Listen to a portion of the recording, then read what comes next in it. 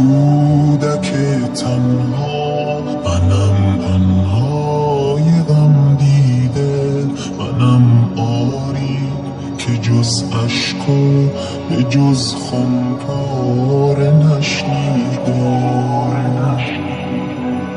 منم آن کودک تنها، منم مظلوم بی سودا، منم مغموم، منم از حق خود محروم، نمیداند کسی ما را.